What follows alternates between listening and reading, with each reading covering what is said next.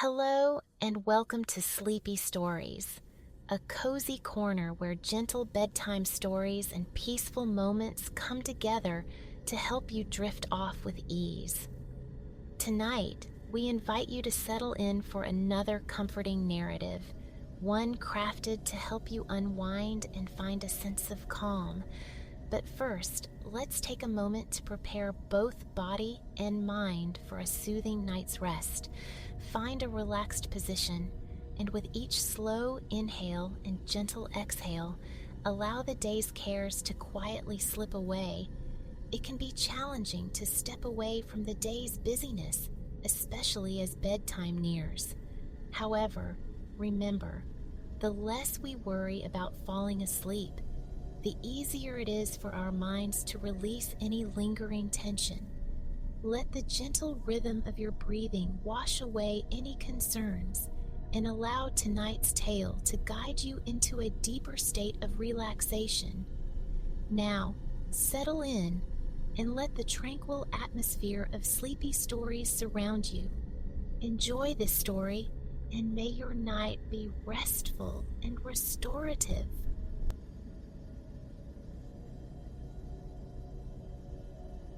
The wind wrestled the door from Ilara's grip as she nudged it open, then slammed it shut against the March squall.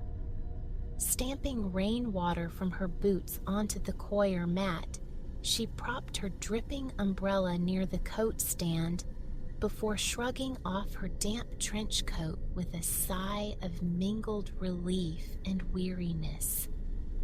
A stray gust seemed to follow her inside, tousling her hair, which she impatiently pushed back while depositing a small sack of groceries onto the diminutive kitchen counter. "In like a lion, out like a lamb," the old saying echoed in her mind. Tonight, the lion roared with undeniable fury. A perfect evening, she mused, for securing the hatches and surrendering to indoor comforts. No further ventures into the tempestuous night were planned. Ilara flicked the switch on her countertop toaster oven, setting it to preheat, then padded across the charming expanse of her sitting room toward the bedroom. There, the day's damp attire was gratefully exchanged for the soft embrace of favorite flannel pajamas. Perching on the bed's edge, she tugged on the fuzziest pair of socks she owned, stretching her liberated feet out before her with a contented sigh. The simple release from confining shoes after a long day felt like a small, profound luxury. For a quiet moment, she sat bathed in the warm circumference of her bedside lamp, surveying the sanctuary she inhabited. Fortune had smiled upon her these past few years, granting her tenancy of this compact carriage house, nestled beside a grand historic home, while she pursued her sabbatical project, a book chronicling Maine's lighthouses. It was an ideal refuge, small, orderly, imbued with charm. Her landlady resided nearby in the imposing main house on the shared grounds, making the arrangement perfect. The autonomy of a separate dwelling without the burdens of extensive upkeep. Her bedroom possessed a sweetness all its own. The carriage house, long since repurposed into living quarters, boasted appealing hardwood floors, a cleverly designed kitchen, and, blessedly, a fireplace gracing the living area. Ilara often found herself lost in thought, gazing from the kitchen window across the estate's gardens, feeling momentarily like a character plucked from some forgotten fairy tale. Mustering renewed energy, she moved with quiet steps back across the polished floors to the kitchen. From the grocery sack emerged a container of takeout macaroni and cheese.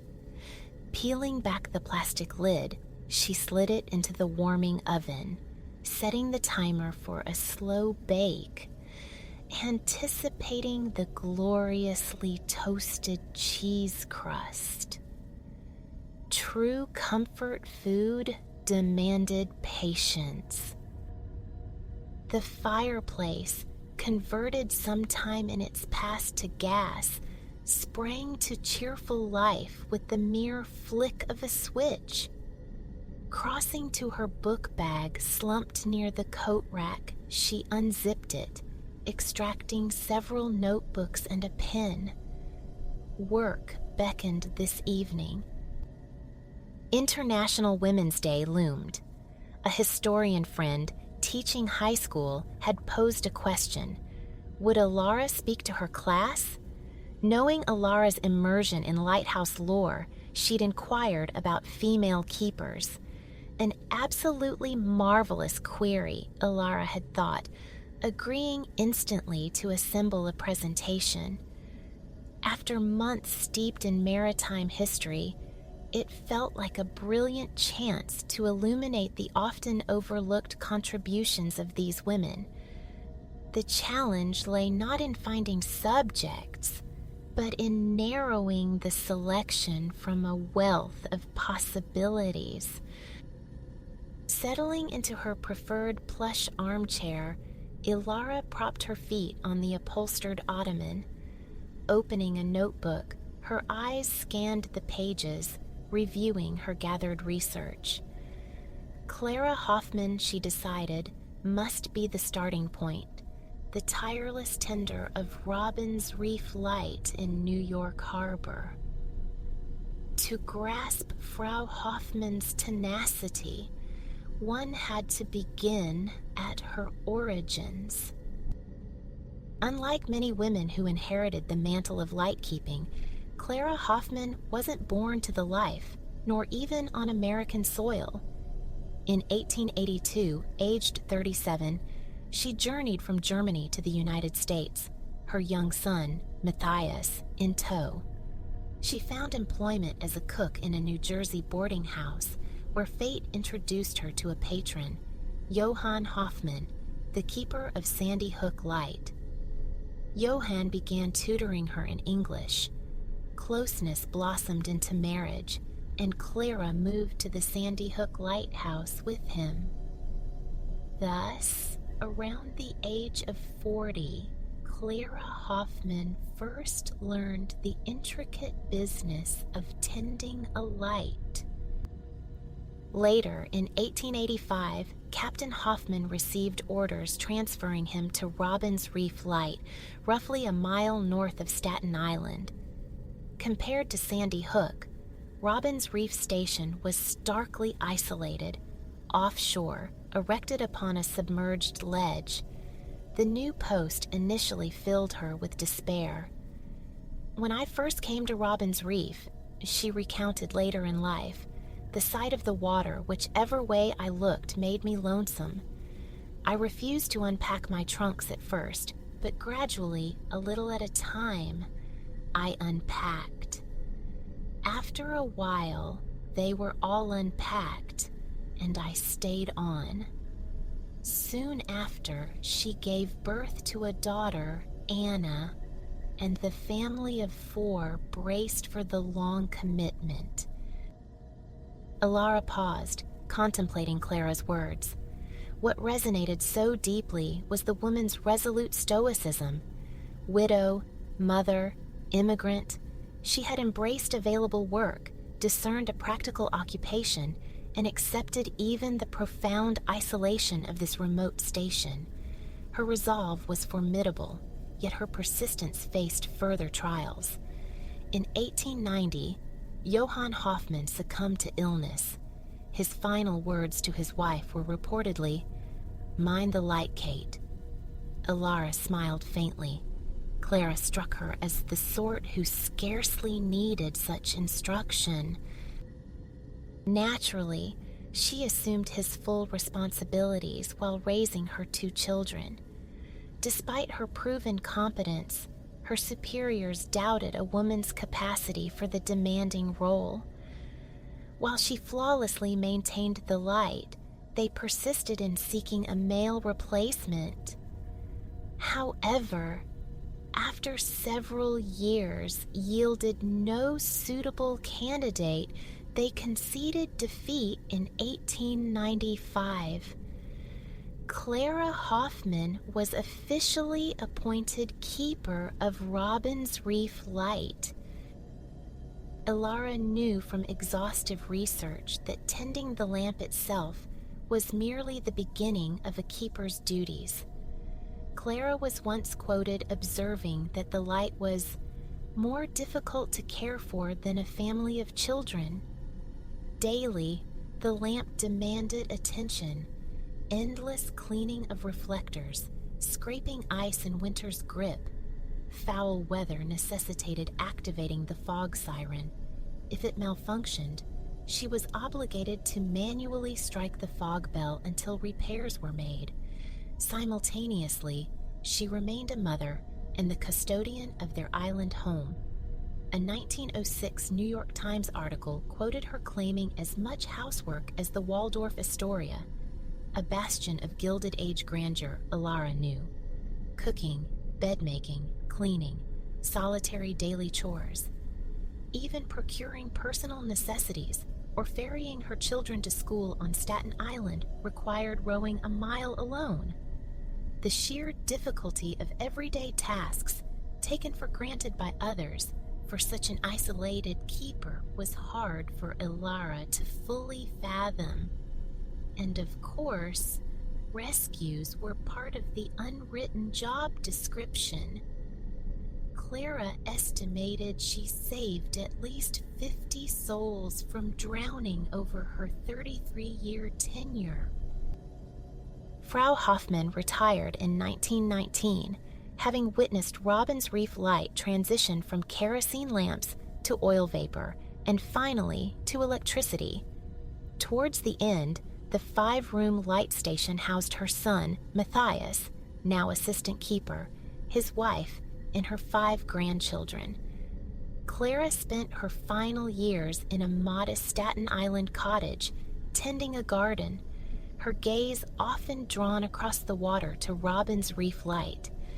Upon her passing, the New York Post eulogized, "In the sight of the city of towers and the torch of liberty lived this sturdy little woman, proud of her work and content in it, keeping her lamp alight and her windows cleaned so that New York Harbor might be safe for ships that pass in the night."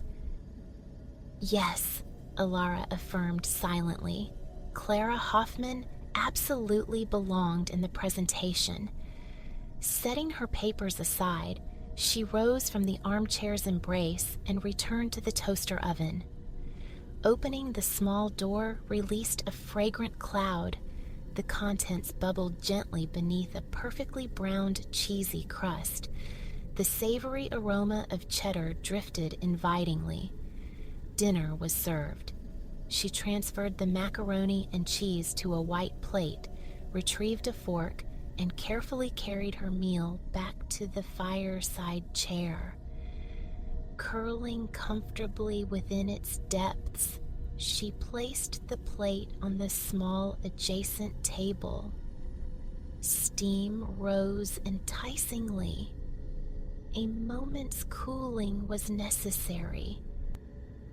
Turning back to her notebook, she flipped through the pages, seeking her next lighthouse heroine. Her finger paused at Beatrice Quinn. Unlike Clara, Beatrice had known several lighthouse posts before achieving headkeeper status.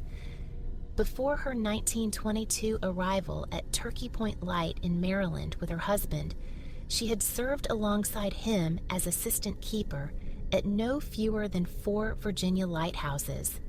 She remained the assistant when their Turkey Point tenure began, but her husband passed away in 1925, leaving her a widow at 43.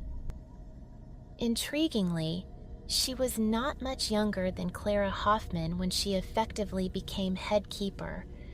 She immediately took up his duties without official appointment, yet despite 2 decades of experience, confirmation proved difficult. In contrast to Clara's struggle against gender bias, Beatrice faced a different obstacle. Indeed, 3 previous turkey point keepers had been women. Instead, the civil service balked at her age, deeming her too old for the position. Fortunately, Beatrice Quinn was not easily discouraged. She appealed the decision, ultimately securing the appointment directly from President Calvin Coolidge, becoming the sole female keeper ever to receive such presidential confirmation. Her salary was set at $1,140 annually, roughly equivalent to $18,000 today. Much like Clara, Beatrice juggled family life with her duties. She raised 3 children, Eleanor, Rosalie, and Thomas. Ilara had unearthed an old black and white photograph showing Beatrice and young Thomas tending turkeys near the lighthouse, a necessity given the family's responsibility for their own provisions. Reaching the nearest town meant either a lengthy 14-mile drive or an 8-mile boat trip across the Chesapeake. Furthermore, unloading supplies from a boat involved navigating 137 steps down to a floating dock, then laboriously hauling heavy items up using a windlass and winch. Unsurprisingly, the family maintained a garden and livestock to sustain themselves. Beatrice diligently performed all the standard keeper responsibilities. Before the light's 1943 electrification, this included replenishing oil in the lamps and trimming wicks. On one occasion, the fog bell mechanism failed. She was forced to ascend to the massive 1,200-pound bell and manually strike it with its 50-pound clapper 4 times a minute for nearly an hour. During this exhausting ordeal, she missed a telephone call from her son-in-law announcing the birth of her granddaughter. Ilara chuckled at the image of such a remarkably fit grandmother. Nevertheless, Beatrice confessed, "I was never more exhausted in my whole life," a sentiment Ilara readily believed. For 22 years, Beatrice faithfully executed this demanding job, retiring at 65 in 1947. Reflecting on her lighthouse role, she famously quipped, "Oh, it was an easy light chore, but my feet got tired, and climbing the tower has given me fallen arches." Her departure marked the end of an era. She was the last serving civilian female lightkeeper in the United States. Thanks to her and the 3 capable women preceding her, Washingtonian magazine once dubbed Turkey Point Light the feminist lighthouse of the Chesapeake. Echoing Clara, Beatrice never lost affection for her beloved station, retiring just 6 miles away, where its steadfast beam remained visible in the night's darkness. Ilara paused, jotting notes. A sense of anticipation building, she set the pages aside and reached for her dinner. Savoring the creamy, cheesy pasta, she gazed absently at the flickering flames in the hearth. The evening was deepening into that languid phase where relaxation asserted itself and the mind began to drift. The fire conjured images of the ceaseless tending of wicks and flames in pre-electric beacons. Male or female, all keepers shouldered immense responsibilities. She doubted her own capacity for such a life. Indulgently scraping the last delicious bites from her plate, Ilara rose once more and carried her dishes to the kitchen, The air near the window and door felt noticeably cooler now. She retrieved a sweater draped over a nearby chair and slipped it on. Taking her cheerful red kettle from the back burner, she filled it and set it to boil before returning to her study nook and retrieving her notebook. A few more page turns revealed the perfect subsequent candidate for her talk. It seemed unthinkable to discuss female keepers without mentioning perhaps the most celebrated in American history, Seraphina Fina Vance, generally known as Fina, the second of Captain Elias Vance's 4 children. Elias was only the second keeper appointed to Lime Rock Light in Newport, Rhode Island, starting in 1857. Completed just 3 years prior, Lime Rock wasn't terribly remote, perched on a ledge a mere 220 yards offshore. Yet, it remained an island. Everything the family required had to be fetched from the mainland by rowboat. Young Fina rapidly mastered the oars, a fortunate skill. Within 4 months of the family's arrival, Captain Vance suffered a disabling stroke, rendering him unable to work. 15-year-old Fina stepped forward, assisting her mother with all keeper duties while also caring for her incapacitated father and chronically ill younger sister. Added to this burden, she rowed her siblings across to Newport for school each weekday. Renowned as one of the town's finest swimmers, Fina was hailed as a hero from age 12, even before the move to the lighthouse, having rescued 4 men whose boat overturned. Then, at 27, she dashed into icy waters, shoeless, joining her brother to save 2 soldiers whose vessel capsized during a snowstorm. This act brought considerable acclaim. One soldier gifted her a gold watch, while his comrades at Fort Adams collected $218 in gratitude. Eventually, in 1881, she became the only woman awarded the government's prestigious Gold Life-Saving Medal, recognizing her rescue of 2 more Fort Adams soldiers who had fallen through the ice while traversing Newport Harbor.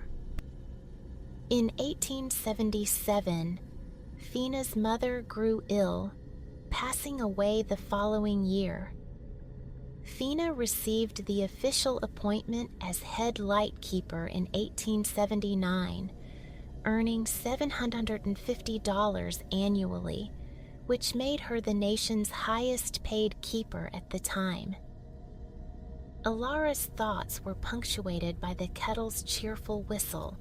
She navigated back to the counter, silenced the burner, lifted the kettle, and carefully poured steaming water over a peppermint tea bag nestled in a mug. Above the counter, the window pane rattled briefly against a stronger gust. Pulling her sweater tighter, Alara carried the hot beverage back to her chair by the fire, blew gently across its surface, and set it down to steep. She then returned her attention to her notes.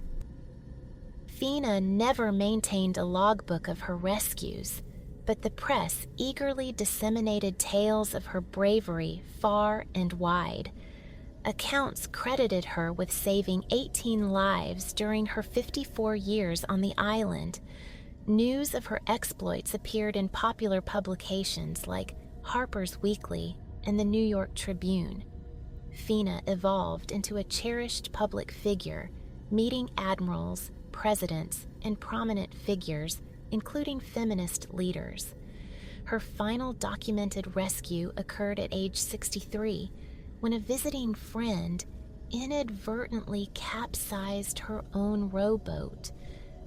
By 64, she was the beneficiary of the Carnegie Hero Fund, receiving a monthly stipend of $30. The great lady of Lime Rock Light passed away in 1911, aged 69. Bells tolled, flags flew at half-mast, and 1,400 mourners attended her funeral. She would undoubtedly have felt immense pride seeing the station officially renamed Ida Lewis Rock Light, an unprecedented honor for a light keeper in the United States. Songs were even composed in her memory. Alara set her notebook down and picked up her tea, blowing lightly again. Her gaze drifted back to the kitchen window, now a dark rectangle reflecting the firelight.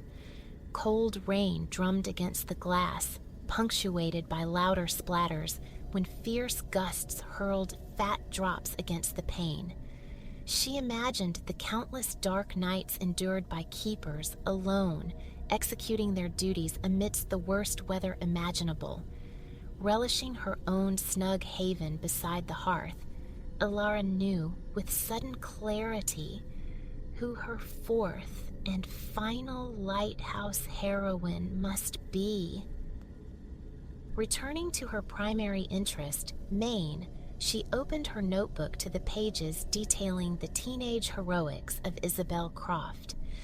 Isabel moved with her family to the profoundly isolated lighthouse on Matinicus Rock in 1853. She was the fourth of 9 children born to lightkeeper Silas Croft and his wife, Prudence.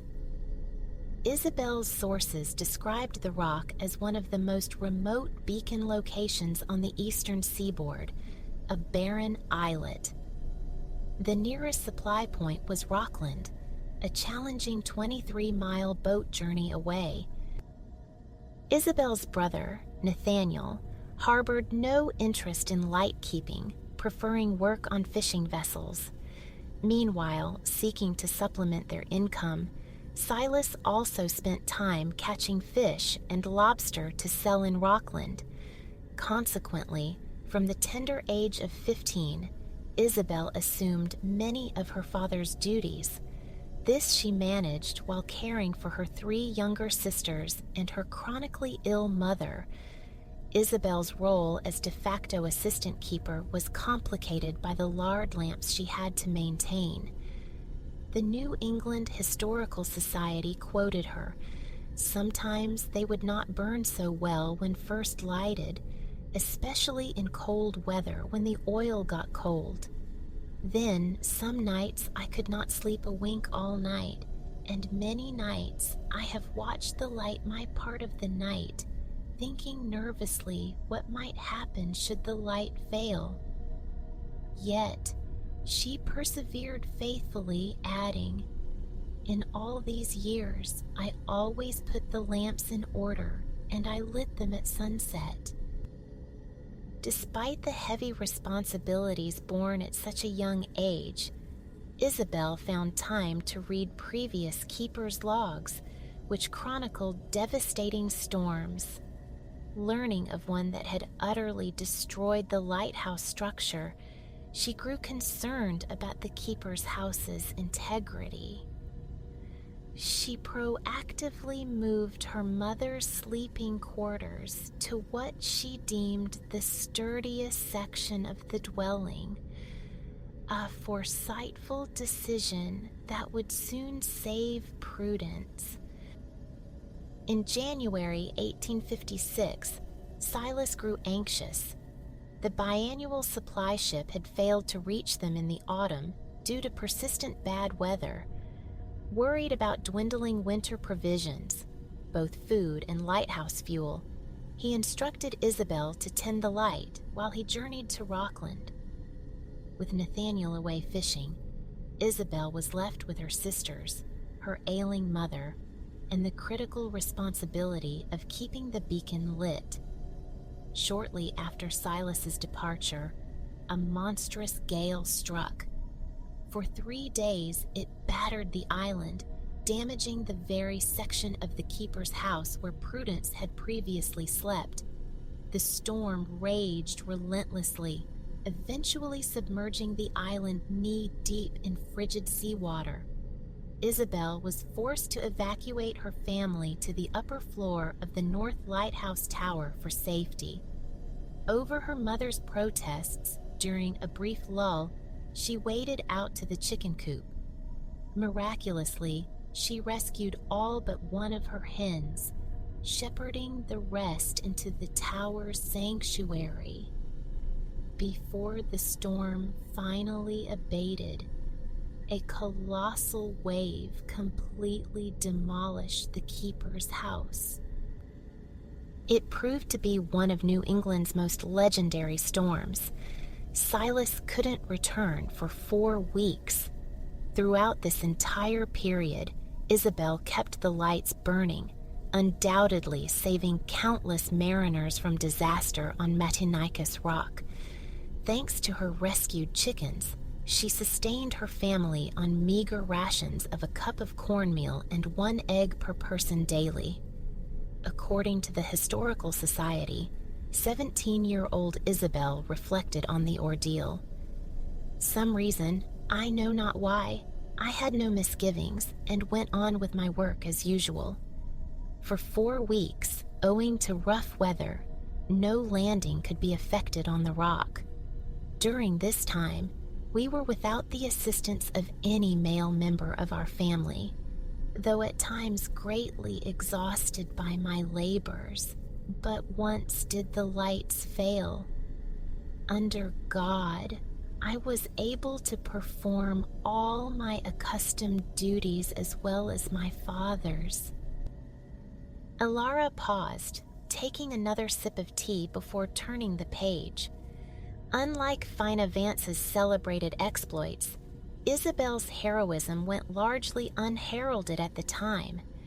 In 1861, her father was replaced as keeper by President Lincoln due to political affiliations, light keepers being political appointees.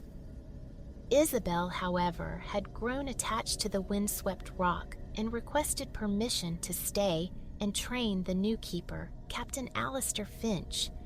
As fate would have it, she fell in love with Finch's son, Thomas. They married and served together as assistant keepers there. Isabel and Thomas remained on Matinicus Rock for 14 years, raising 4 children. In 1875, after 22 years in residence, Isabel finally left the island.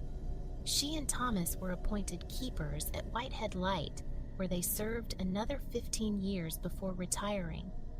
Isabel's last known letter spoke of frequently dreaming of the Matinicus Rock lamps.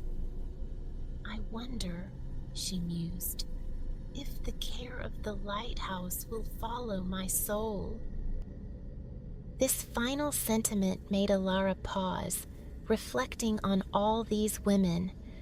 A shared, unshakable conviction seemed to bind them.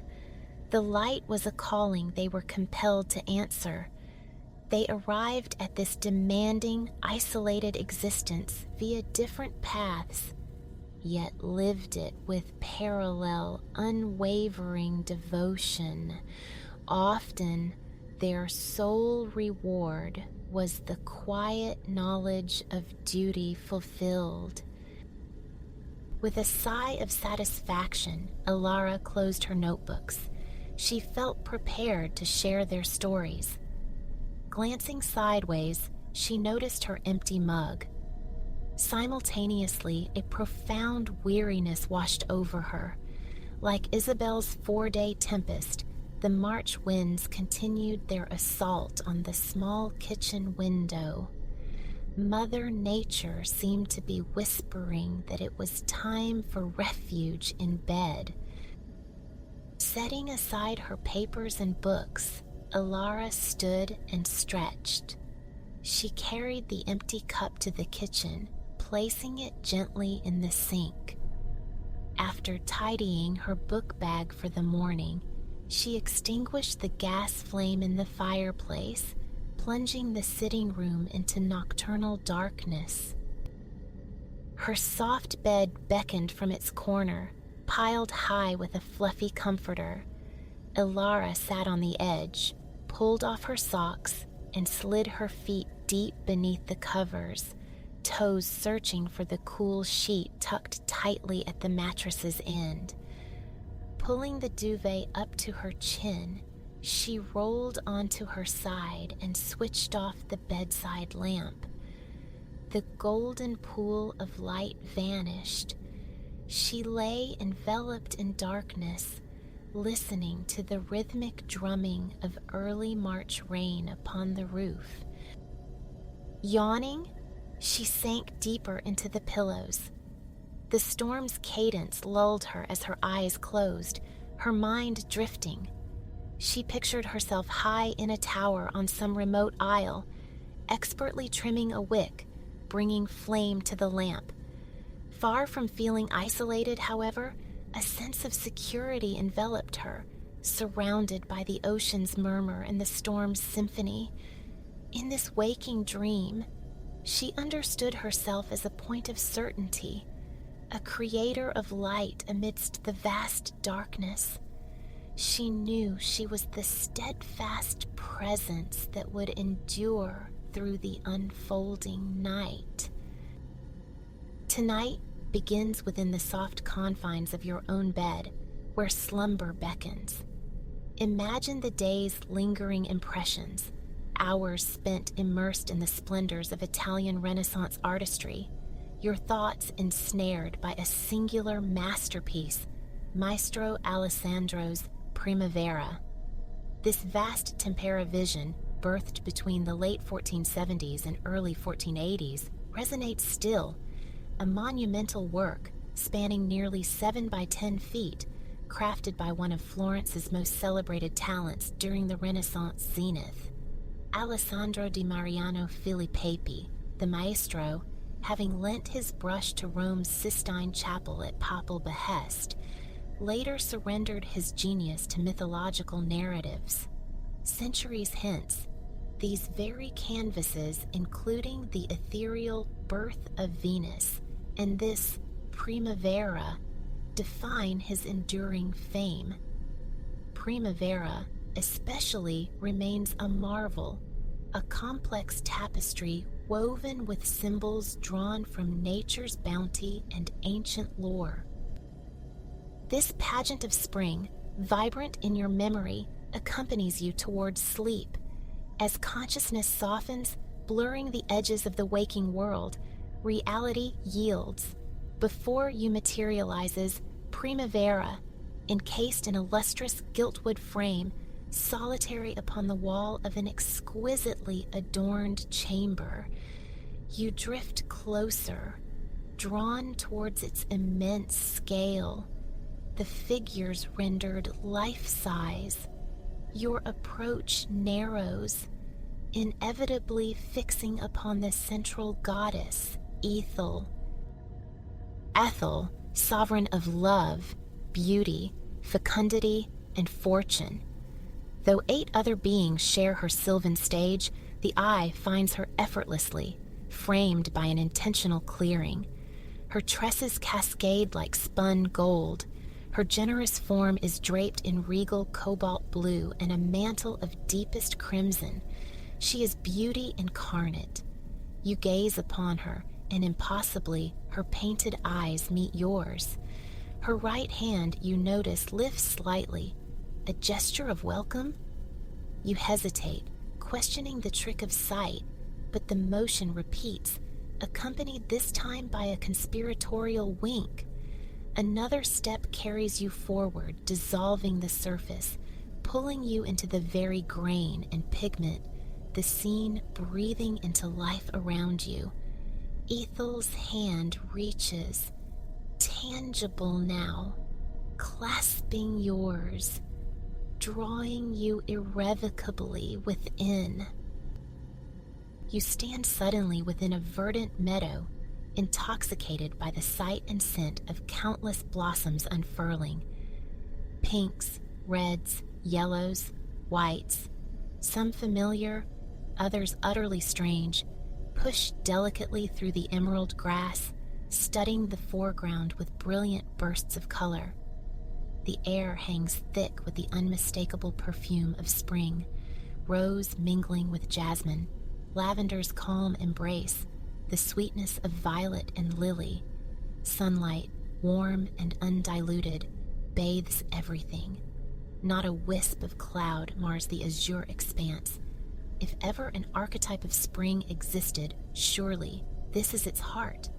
Closing your eyes momentarily, you allow the profound beauty to saturate your senses, breathing in deeply, slowly, releasing the breath fully, softly. Eyes opening, you study the figures arrayed before you, recognition dawning like remembered music.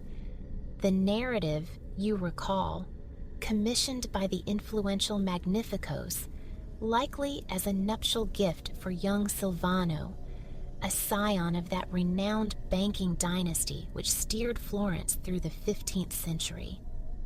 Primavera once graced the couple's bedchamber, an allegory of vernal awakening and life renewed, celebrating union, fertility, transformation.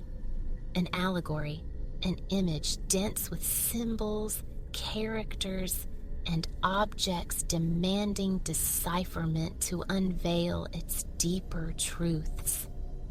Yet here, immersed within its very fabric, the story feels intuitively known. You remember Maestro Alessandro, his portraiture skills securing the patronage of the powerful Magnificos. A master of mythic themes, he drew inspiration from classical texts and sculpture, fused with the era's pursuit of idealized human form. Whispers persisted of his adoration for a local beauty, whose flowing golden curls and elegant contours supposedly inspired every female figure in this painted realm. You observe the graceful feminine shapes surrounding you, how they infuse the composition with a visual melody. Save for Ethel's steady outward gaze, all other figures pulse with motion, a testament to Alessandro's extraordinary gift for capturing the human body in myriad dynamic poses. While the foreground bursts with light and burgeoning life, the backdrop recedes into darker tones. Beyond the figures lies a grove thick with orange trees, interwoven with laurel, myrtle, and other deep green foliage. Each plant, carries specific symbolic weight. Oranges, an emblem of the Magnificos. Laurel, echoing Silvano's name in Italian, signifying victory. Botanists, indeed, have cataloged over 500 distinct species of flora within this single artwork. Wandering towards the citrus grove, a cool zephyr greets you, bearing the delightful fragrance of fresh blossoms. As the breeze stirs the leaves, your gaze shifts to the far right, where Auster, god of the west wind, messenger of spring, descends. He emerges from the arboreal shadows to claim the nymph Silvana. She appears, ethereal in a translucent gown, a vine flowering impossibly from her lips. In Auster's embrace, she undergoes a metamorphosis, becoming Viridia, goddess of flowers, the very embodiment of spring. Viridia stands now between her former self and Ethel, radiant in a flowing, flower-patterned dress. She gathers roses in the folds of her gown, scattering them across the grass, each handful of petals drifting softly to the earth, an offering symbolizing both springtime and nascent life. A crown and necklace woven from blossoms adorn her. Her sleeves shimmer as if crafted from dragonfly wings, golden scales tracing her forearms, decorative plumes fanning where gilded wings meet the silken fabric above. The sheer artistry, the intricate detail lavished upon Viridia's attire leaves you breathless. You now perceive the first three figures on the right as a narrative unit, representing spring's inception. Taking another slow, deep breath, letting it go completely, you contemplate the symbolism, the burgeoning flowers, the nymph's transformation. It speaks clearly of growth, of becoming. Witnessing it so intimately reveals the profound richness, the complex interplay of symbol and allegory woven into this masterpiece. The Renaissance, a high season for art where painting, literature, and philosophy converged. It heralded a return to classical ideals, a quest for beauty in all things, prioritizing human experience alongside the divine. The Magnificos, prodigious patrons, famously commissioned works celebrating pagan themes over purely religious ones, a tendency embodied by the painting's central figure, Ethel. She stands at the composition's heart, positioned slightly back and elevated from the foreground figures, her centrality undeniable as she gazes directly outward. The trees behind her part, forming a natural arch reminiscent of a halo or an arboreal apse, architectural framing typically reserved in religious art for the Virgin Mary, who, like Ethel here, is often depicted in red and blue. This fusion of Christian and pagan iconography is a hallmark of the Renaissance. Here, Ethel signifies love, beauty, and marriage, while Viridia embodies new love, potential, and early spring. Ethel represents motherhood, the season in its full benevolent maturity. Hovering above Ethel is her son, Sagittarius, a winged cherub, blindfolded. In classical myth, the god of desire, love, attraction, affection. His arrow is aimed unerringly towards innocence, one of the three sisters dancing to the left. The blindfold evokes the timeless adage, love is blind. Just left of Ethel and Sagittarius whirl the three sisters, splendor, innocence, and devotion, clad in diaphanous gowns that reveal their elegant forms. Their fingers interlace at 3 points as they move in a circle. This circular arrangement suggests continuity, rhythm, harmony, while simultaneously showcasing Maestro Alessandro's virtuosity in depicting the figures from multiple perspectives, mimicking sculpture yet imbued with undeniable fluidity and grace. The Three Sisters, a popular literary motif of the era, would have been instantly recognizable to contemporary viewers. From right to left, Splendor, the most ornamented, wears a crown of pearls, symbolizing purity, and a fine golden pendant, her gaze turned back towards Auster. In the center stands Innocence, unadorned, her eyes fixed upon the god Caduceus. On the left is Devotion. Together, they represent classical feminine virtues and the evolving stages of love. Gazing upon them, you feel a profound sense of concord, a visual music. It's fascinating how three distinct forms coalesce into a single symbolic entity.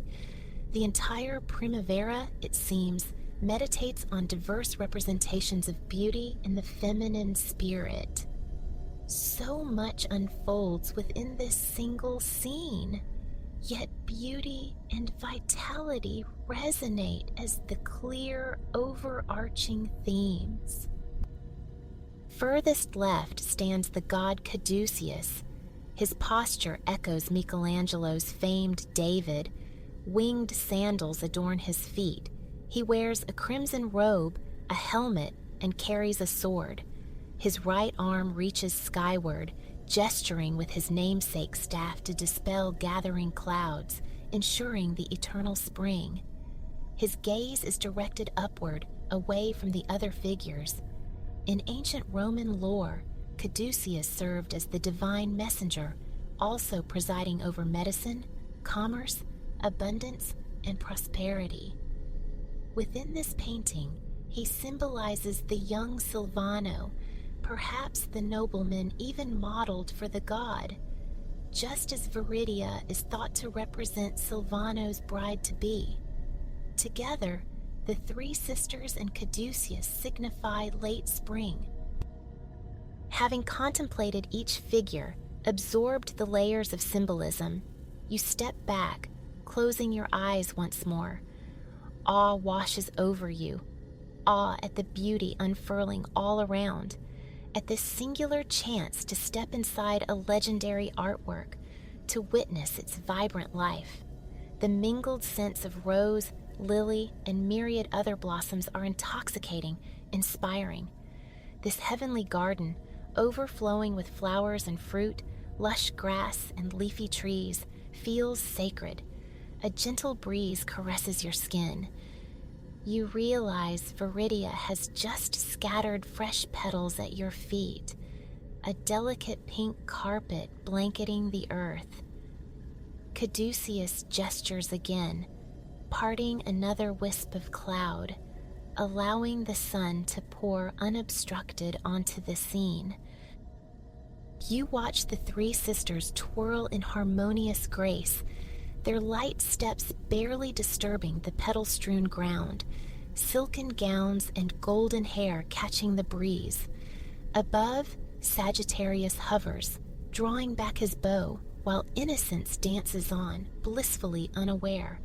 The air carries a symphony of scents: orange blossom, fresh-cut grass, sweet flowers, the spicy tang of laurel. It is utterly beautiful, dreamlike. Your eyes meet Ethel's one last time. You offer a silent thanks for her welcome into this vibrant tableau. A profound appreciation settles within you for the messages conveyed through this masterfully orchestrated narrative.